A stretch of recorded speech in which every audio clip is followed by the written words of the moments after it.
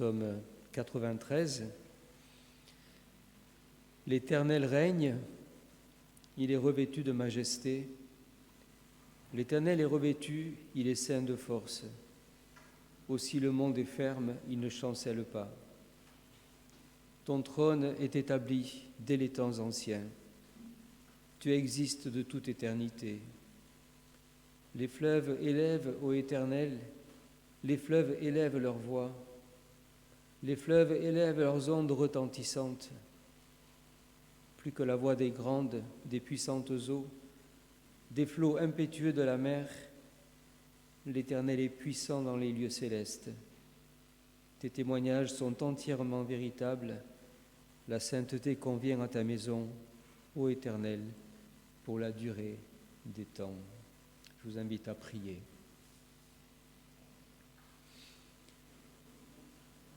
Seigneur notre Dieu, notre Père en Jésus-Christ, nous venons devant toi ce matin pour te dire notre adoration. Cette adoration qui t'est due parce que tu es Dieu, tout simplement. Nous ne sommes que tes créatures et bien souvent fragiles, bien souvent aussi incompréhensibles devant ta grandeur, devant ta sagesse. Seigneur, nous venons devant toi tels que nous sommes et te demandons de bénir ce temps maintenant, ce temps d'adoration, ce temps aussi d'écoute de ce que tu as à nous dire. Tu connais, Seigneur, toutes les situations que nous traversons, tu connais toutes choses et nous te prions de venir par ton esprit parler à chacun d'entre nous ce matin. Nous te prions aussi, Seigneur, pour celles et ceux qui sont dans le deuil et dans la peine aujourd'hui. Et nous les portons devant toi, te demandant la consolation. Nous pensons aussi ce matin à celles et ceux qui sont absents, celles et ceux qui sont malades. Nous te les présentons aussi, chacune séparément, réclamant, demandant aussi ta grâce pour chacune d'entre elles, pour leur famille. Nous te prions aussi pour toutes nos personnes âgées. Nous te prions aussi, Seigneur, pour ce monde qui nous entoure. Nous te prions pour tous ces drames, toutes ces souffrances qui sont le quotidien de notre monde. Te demandons, Seigneur, la grâce du soutien pour tous ceux qui en sont atteints. Te demandons aussi la force pour nous de pouvoir proclamer l'espérance malgré tout, cette espérance que nous avons en toi. Seigneur, veuille nous diriger, nous conduire dans ce temps de culte, et que ce temps de culte soit un culte qui t'honore, un culte aussi qui renouvelle notre foi, notre confiance en toi, malgré toutes les épreuves que nous pouvons traverser. Երկնավոր Քեզի բարքուդանք, որ գրգին մեզ հավաքեցիր, որովհետեւ քեզ բաշտենք, որովհետեւ դու արժանի ես պարապանության։ Դեր դու գիտես մեր բոլոր ցանկերը, գիտես մեր բոլոր դժվարությունները, մեր ցավերը։ Անորամարով դեր գաղութենք այսօր մասնավորապես, որ մխիթարես մեզ, իմանավանդ մեր սքավոր ընտանիքը, նաև գաղութենք ով դեր, որ նաև հիշես մեր հիվանդները, որպեսզի բժշկություն բարգեւես իրենց, գաղութենք նաև ով դեր, որ հիշես բոլոր անոնք, որոնք դարաբին, որպեսզի օգնական լաս, գաղութենք նաև ով դեր մեր բոլոր ընտանիքներուն համար, գաղութենք ով դեր մեր ժողովրդին համար, գաղութենք այս բոլոր դժվարություններուն եւ ցավերուն համար, որոնք կտեսնենք աշխարհի մեջ ամեն օր։ Եվ գխնդրենք ու գաղութենք ով դեր, որ քու ողորմությունը տապես եւ նաեւ դաս մեզի դաս քու եկեղեցիդ, որ գարենա այս խավարի մեջ քու լույսդ դարաձել, քու հույսդ դարաձել։ Մեզ հաստատ հավատարիմ բայ ով դեր ինչ որ ալլան մեր բարակաները Arash norte mezima, je arash norte aizbaš, tamon kuku parkitamaš. Iisus Hristos e anul nou. Amen.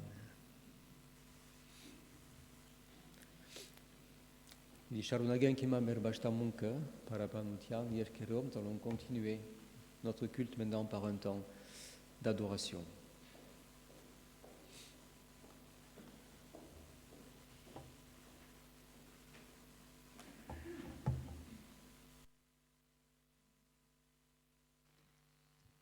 Dans toute vie de chrétien, parsemée de joie et de peine, Jésus nous console et nous donne de regarder au-delà de nos épreuves.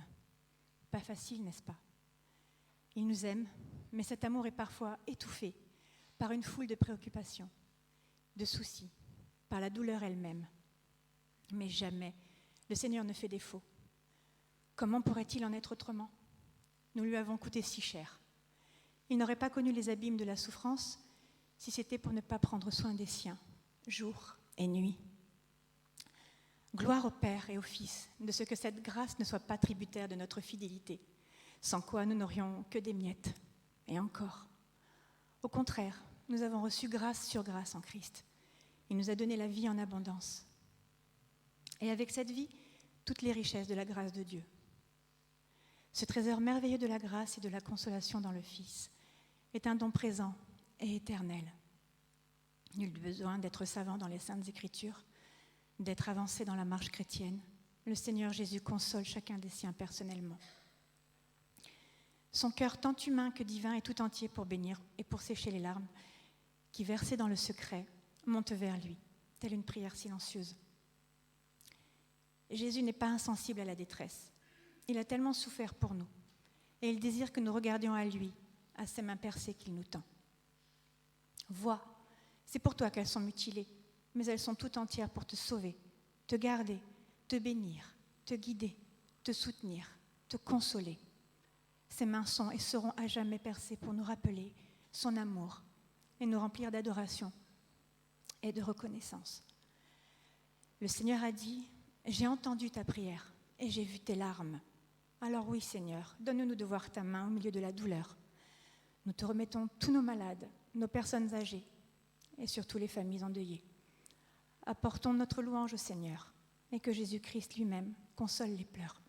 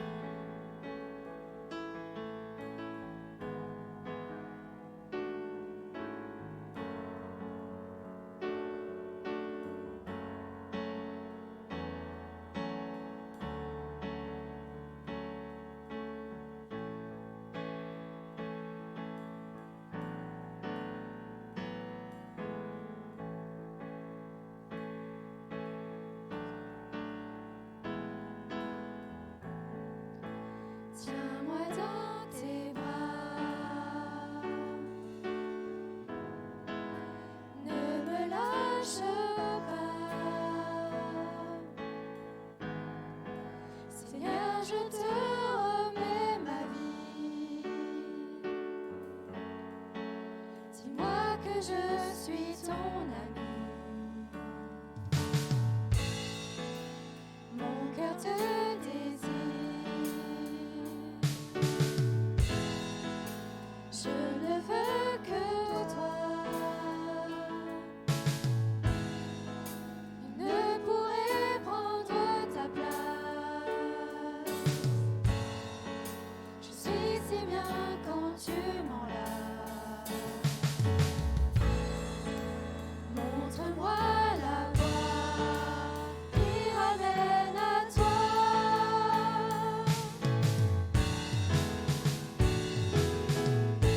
J'ai tout en toi. J'ai tout en toi pour toujours. Je veux savoir que tu es près de moi. Tiens-moi dans tes bras. Ne me lâche pas. Seigneur, je te remets ma vie. Dis-moi que je suis ton ami. Mon cœur te désire. Je ne veux que toi. Ne pourrai prendre ta place. Je suis si bien quand tu m'enlaces.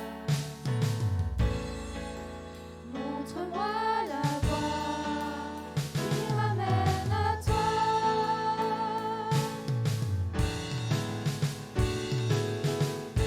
J'ai tout en toi.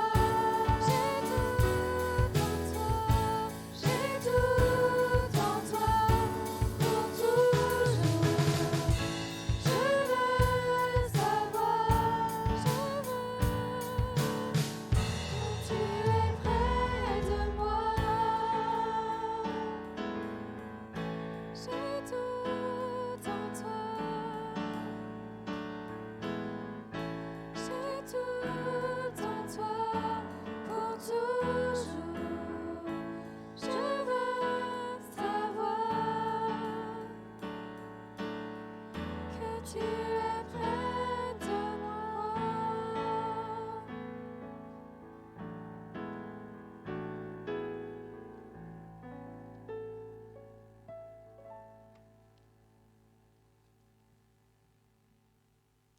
Je vous invite à nous lever pour ces deux derniers chants.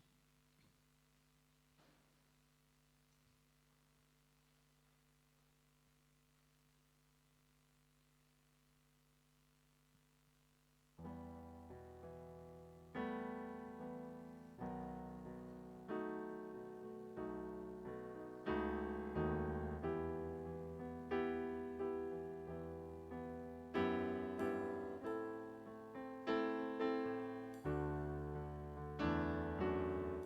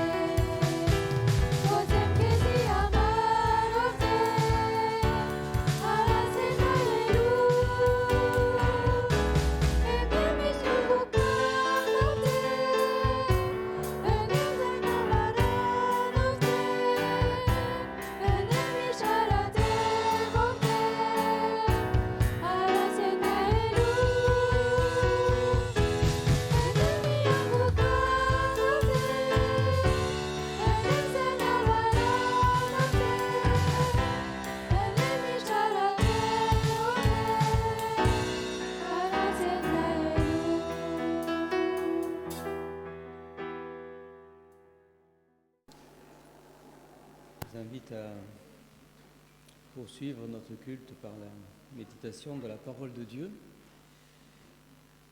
Nous lirons tout d'abord ce matin un texte dans le livre du prophète Ésaïe au chapitre 55, les versets 8 à 11. Jesaja markariutiun hisun hingerort kelur uterort amaren mitchev dasnome gerort amarner bidigartank.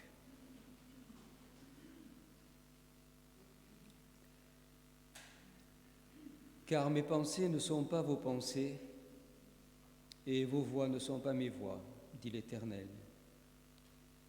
Autant les cieux sont élevés au-dessus de la terre, autant mes voix sont élevées au-dessus de vos voix, et mes pensées au-dessus de vos pensées. Comme la pluie et la neige descendent des cieux et n'y retournent pas, sans avoir arrosé, fécondé la terre et fait germer les plantes, sans avoir donné de la semence au semeur et du pain à celui qui mange. Ainsi en est-il de ma parole qui sort de ma bouche, elle ne retourne point à moi sans effet, sans avoir exécuté ma volonté et accompli mes desseins. Nous lirons également un texte dans l'épître de Paul aux Romains au chapitre 5, les 5 premiers versets. Romae 6, hinkerort kulur, arachin hamaren minchef hinkerort amarner bidigartank. Étant donc justifiés par la foi, nous avons la paix avec Dieu par notre Seigneur Jésus-Christ, à qui nous devons d'avoir eu par la foi accès à cette grâce dans laquelle nous demeurons fermes, et nous nous glorifions dans l'espérance de la gloire de Dieu. Bien plus, nous nous glorifions même des afflictions, sachant que l'affliction produit la persévérance la victoire dans l'épreuve, et cette victoire, l'espérance. Or, l'espérance ne trompe point, parce que l'amour de Dieu est répandu dans nos cœurs par le Saint-Esprit qui nous a été donné. Et nous lirons un dernier texte dans l'Évangile selon Jean, au chapitre 16, les versets 12 à 15. Hovanu abedaran, das ne vetserort kelur, das ne yegrort hamaren, mitchev das ne hingerort hamarnere.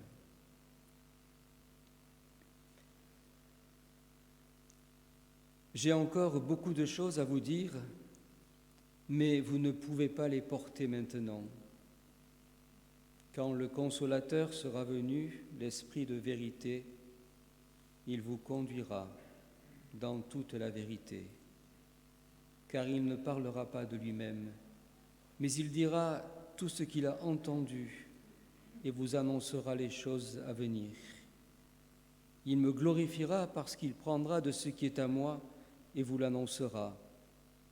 Tout ce que le Père a est à moi. C'est pourquoi j'ai dit qu'il prend de ce qui est à moi et qu'il vous l'annoncera. J'ai encore bien des choses à vous dire, mais vous ne pouvez les supporter maintenant. Qu'est-ce que la vérité ? Demandait Pilate à Jésus lors de son procès. Malheureusement, Pilate ne prit pas le temps d'entendre la réponse. Et par crainte des Juifs de l'époque, il leur livre à Jésus pour qu'il soit crucifié. Pilate a crucifié la vérité plutôt que de l'entendre et d'y croire. Il pensait ainsi mettre un terme à la vérité, mais il ne se doutait pas alors que cette vérité crucifiée allait bouleverser le monde entier. Qu'est-ce que la vérité ? Cette vérité que l'Esprit Saint devait révéler aux disciples de Jésus. Quelles sont ces choses que les disciples ne pouvaient supporter à l'heure où Jésus leur parlait ? Quelles sont ces choses que nous ne pouvons porter nous aussi aujourd'hui et que seul l'Esprit Saint peut nous aider à croire, à porter, à supporter, à accepter. Il est des mystères de la vie qui s'éclaire en Jésus. Il en est d'autres qui demeurent et qui demeureront mystères jusqu'à la fin. Le sens de la souffrance, des drames de la vie, la maladie, la perte d'un enfant, que de mystères dans cette vie qui déstabilise et qui conduisent parfois à l'incrédulité, au découragement, au désespoir. Cette semaine, une famille de notre Église a vécu un drame terrible et nous l'avons tous vécu ensemble.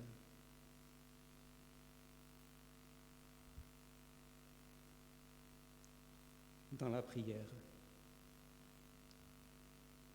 Et Dieu en a décidé autrement que nos prières. Il est possible que ces mystères qui demeurent et qui demeureront jusqu'à la fin nous déstabilisent ou atteignent notre foi parce que nous ne comprenons pas.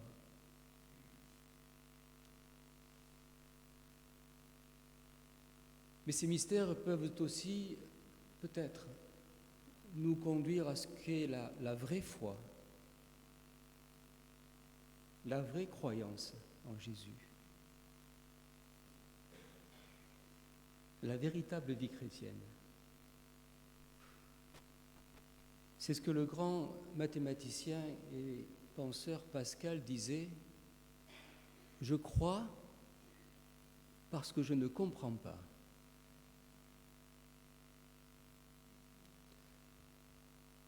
Que croyons-nous? Comment réagissons-nous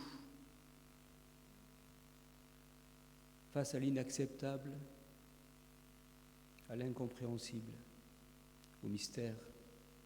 Qu'est-ce que la vérité? Je vous invite à méditer quelques instants sur ce que la parole veut nous dire ce matin, peut nous éclairer à travers les textes que nous avons lus. Tout d'abord, cette première vérité que Dieu va nous rappeler à travers le prophète Ésaïe. Car vos pensées ne sont pas mes pensées, vos voix ne sont pas mes voix. La vérité, tout d'abord, c'est que Dieu est Dieu et que nous ne sommes que des créatures de Dieu. Créatures aimées, créature précieuse pour lui, créature animée du souffle de Dieu, dotée d'intelligence, de réflexion, de capacité, de dons merveilleux, mais des créatures tout de même, des êtres humains avec leurs limites, sans parler du mal et du péché qui nous habitent tous. La vérité, c'est qu'effectivement, si grande soit notre intelligence, si grandes soient nos capacités, nos forces, elles demeurent et demeureront toujours en deçà de l'intelligence et de la sagesse de Dieu. C'est la vérité que Dieu rappelait au prophète Ésaïe et qu'il nous rappelle ce matin. Vérité devant laquelle nous devons nous incliner. Quelqu'un a dit, si l'homme à la recherche de Dieu ne bute pas sur un mystère monumental, c'est qu'il n'a rencontré qu'un faux Dieu. Un Dieu compréhensible pour les petites cervelles humaines ne serait plus Dieu. Alors acceptons que Dieu soit Dieu et que nous ne soyons que ses créatures. En second lieu, le texte de l'Évangile nous rappelle cette parole lorsque nous réfléchissons à la vérité, à ces paroles de Jésus, bien sûr, qui dit « Moi je suis le chemin, la vérité et la vie ». La vérité, c'est Jésus. Mais quel Jésus? celui que les disciples pouvaient porter, supporter, concevoir, ou celui qu'il était réellement, lui, Jésus? Vérité crucifiée, ou bien cette vérité triomphante que les disciples imaginaient et que nous imaginons nous aussi parfois? Il aura fallu du temps, beaucoup de temps, et l'action du Saint-Esprit pour que les disciples comprennent enfin ce qu'est la vérité. Qui est Jésus vraiment? Qu'ils comprennent la vérité de la croix, une mort injuste, horrible, pour le pardon des péchés du monde entier. Ils ne comprenaient pas encore. Combien de fois trouvons-nous cette parole dans l'Évangile? Ils ne comprenaient pas encore, malgré tout ce qu'ils avaient vu, malgré tout ce qu'ils avaient entendu, malgré tout ce qu'ils avaient vécu avec Jésus. Ils ne comprenaient pas encore que Jésus devait donner sa vie pour vaincre le mal, pour vaincre la mort et ressusciter. Il aura fallu du temps, l'action du Saint-Esprit, pour que les disciples comprennent que ce pardon, ce salut était une grâce offerte à tous et qu'elle était non seulement offerte à leur peuple, mais qu'elle était offerte à tous les peuples de la terre. Il aura fallu du temps pour que les disciples comprennent cela. Il aura fallu que le Saint-Esprit agisse pour qu'ils comprennent cela. Sans parler aussi de toutes ces vérités qu'ils ne pouvaient porter à l'heure où Jésus leur parlait, de la fin de ce monde et de la venue d'un monde nouveau, où le mal ne sera plus, la souffrance ne sera plus, la mort ne sera plus. Alors avons-nous compris, accepté cette vérité, pas la nôtre? Croyons-nous en Jésus tel qu'il est, lui, et pas le Jésus que nous aimerions qu'il soit?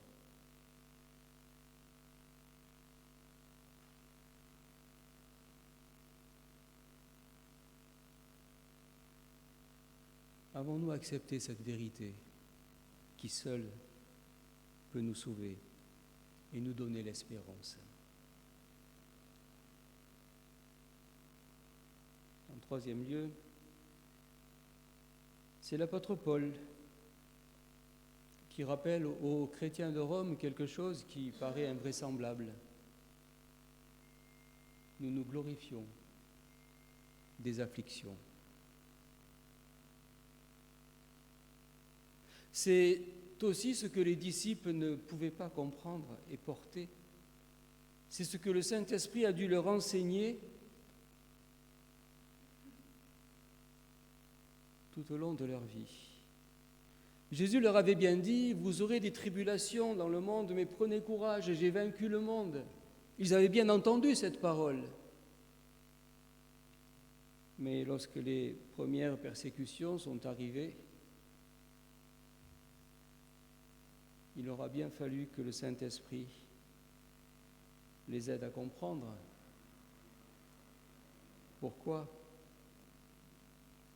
Il aura fallu attendre l'inspiration du Saint-Esprit et l'expérience d'un apôtre Paul pour que les premiers chrétiens comprennent, portent et supportent le sens de la souffrance, pour qu'ils comprennent comment la souffrance, les épreuves de cette vie pouvaient participer à leur croissance spirituelle. Ce qui ne veut pas dire qu'il faudrait rechercher, espérer les épreuves et les souffrances pour grandir dans la foi.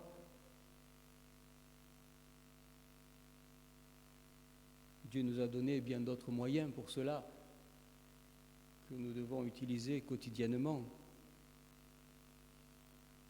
La lecture de sa parole, la méditation, la prière,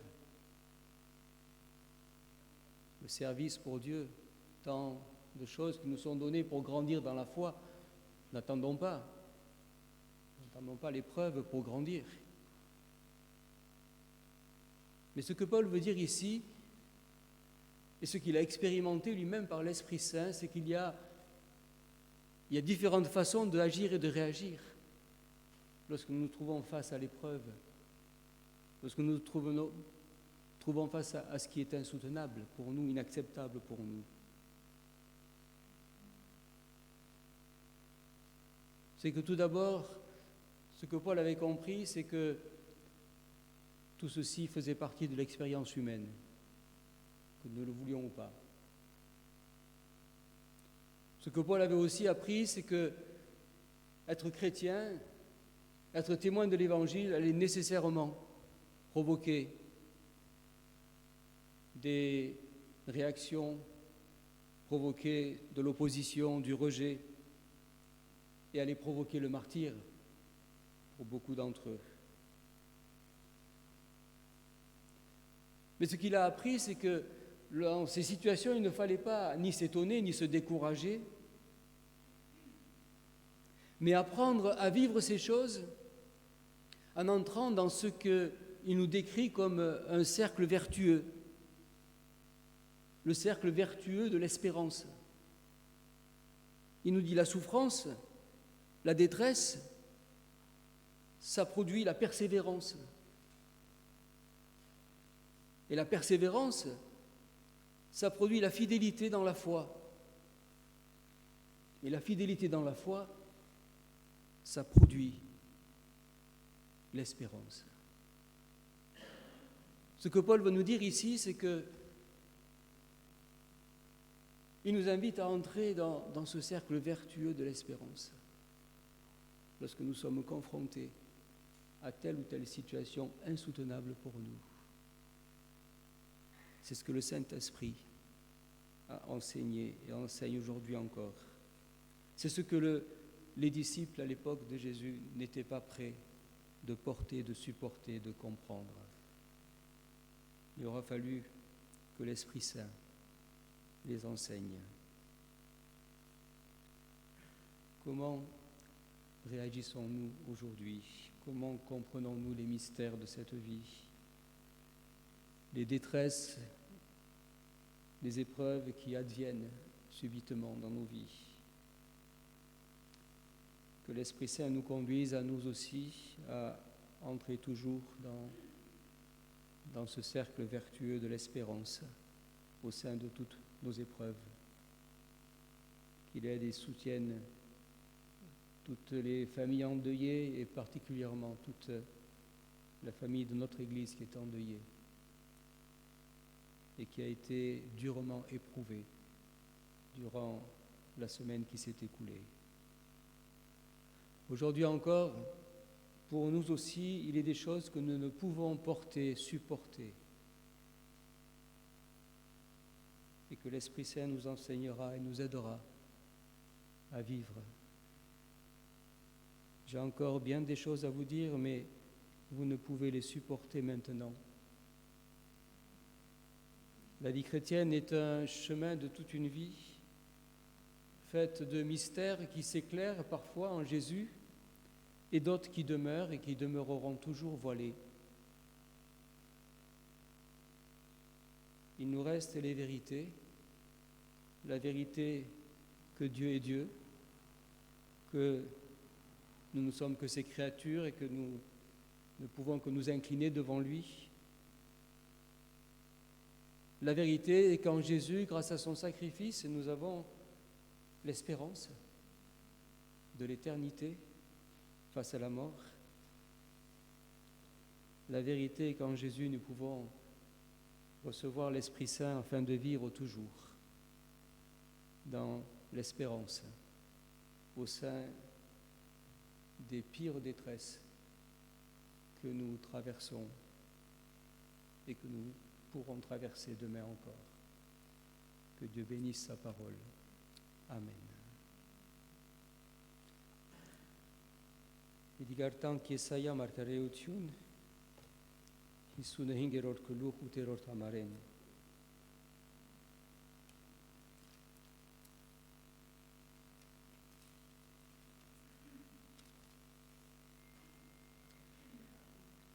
Կանզի իմ խորհուրդներս ծեր խորհուրդները չեն ու իմ ջամպաներս ծեր ջամպաները չեն գսեդերը հավա որ չափ երգինք երգրեն բարձր է անչափ իր ջամպաներս ծեր ջամպաներեն բարձր են եւ իմ խորհուրդներս ծեր խորհուրդներեն Այսինքն ինչպես անցրևն ու ցույնը երգինքեն գիչնեն եւ հոն չեն տառնար հավա երգիրը գորոկեն ուզանիգա բդրապեր եւ արկասավոր գնեն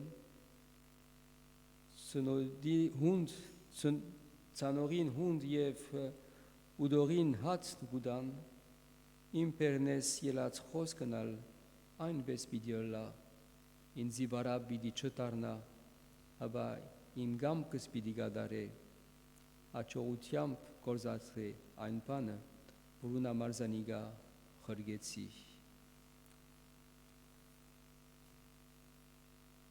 Ռոմայեցիս 5 առաջինեն մինչև 5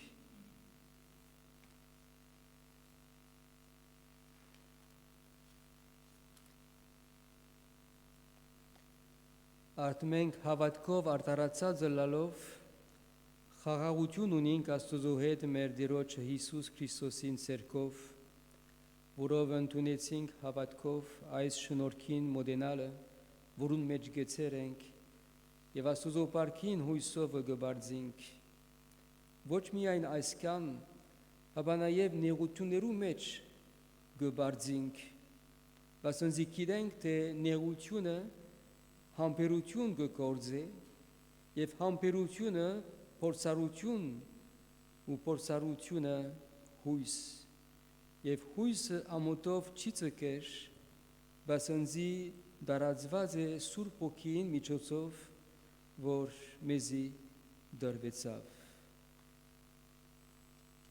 եւ Հովաննու 16-12 համարեն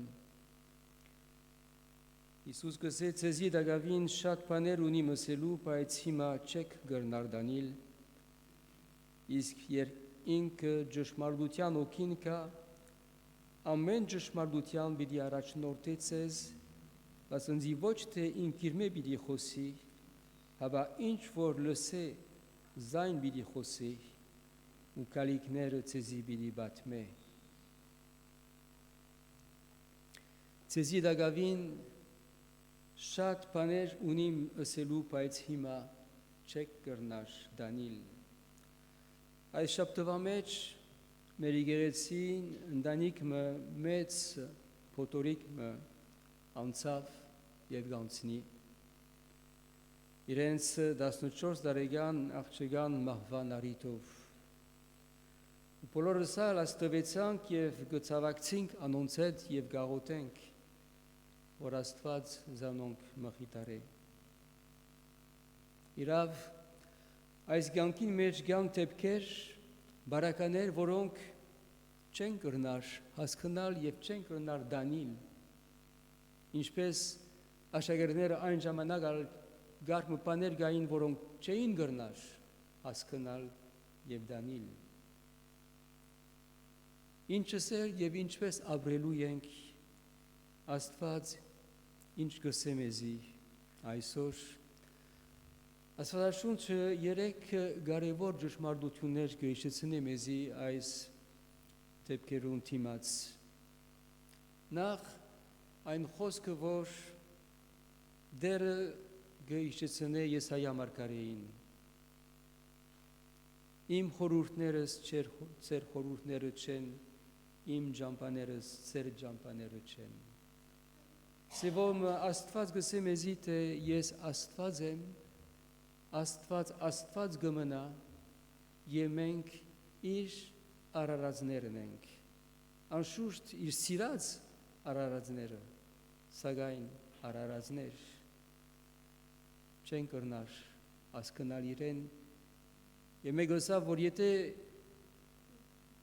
մեկը պիտի ասի որ հասկացավ Աստված կնշանակի, որ սուտ Աստված մը հասկացավ, որովհետև եթե Աստված պիտի ճանչնայինք, Polorovin, Աստված բիդելայինք իդ գարելի չէ։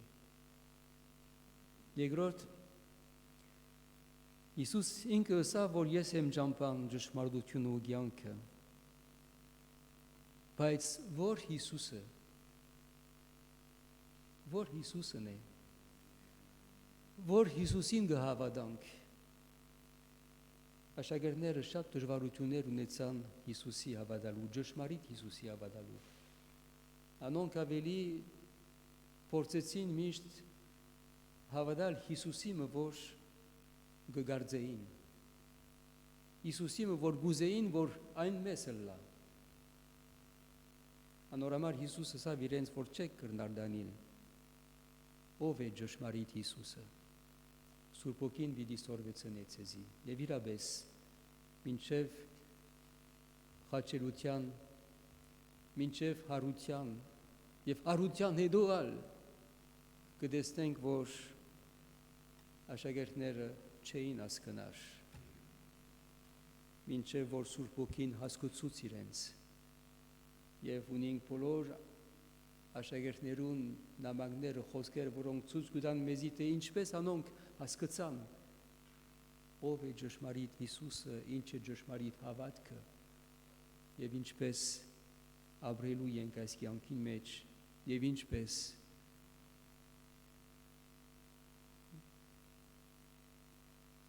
դերը հայտնեց իրենց ճշմարտությունները նոր երկինքի եւ նոր երկրին։ Եվ երրորդ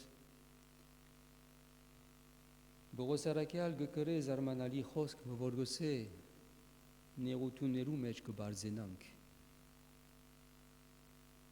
Արդյոք հիմարություն է, իրականություն մնե,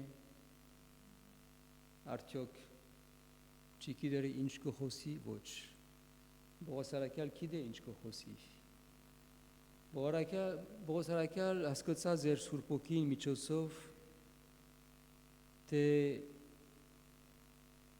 նեղությունը համբերություն կներկործե եւ համբերությունը փորձառություն եւ փորձառությունը հույս Հիսուս Քրիստոսով հավատացյալը ունի ու պիտի ունենա հույս ոչ թե գիտություն, հապա հույս եւ հավատք։ Անորամար Սուրբ Օքին մեզ լեցնե, մեզ լուսավորե, որպեսզի մեր բոլոր նեղություններուն մեջ մենք կարենանք աստատ մնալ եւ միշտ հույսով մնալ, հույսով ապրիլ այս կյանքին մեջ։ Դեր օրհնե իր խոսքը։ Ամեն։